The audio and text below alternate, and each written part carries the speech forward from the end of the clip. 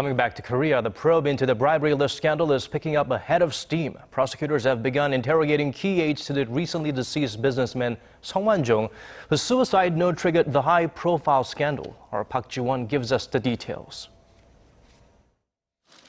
On Wednesday, prosecutors summoned Lee Yong, who served as the chief secretary to the late businessman Sung Woan for about a decade. Lee was also reportedly present when the bribe of roughly $92,000 was allegedly handed to the current Gyeongsangnam Province Governor Hong Jun.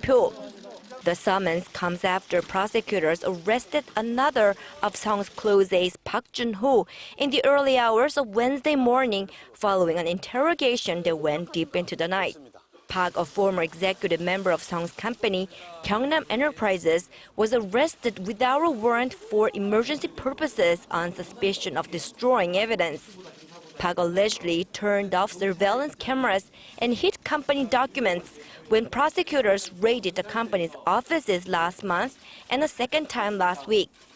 The prosecution believes close aides to the deceased businessman like Lee and Park could hold a key to their probe into the scandal as they both oversaw Sung's political affairs for about a decade.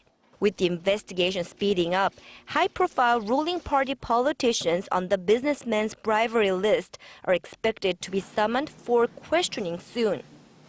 Meanwhile, Keangnam Enterprises, which Sung took over in 2003, is now under court receivership. The projected losses to its creditors, subcontractors, and investors are expected to reach roughly $1 billion.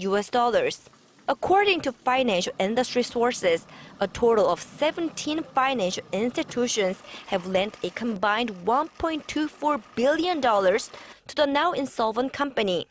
Out of the total, some $680 million is considered non-collectible. Over 1,600 subcontractors are also expected to bear a loss about $230 million.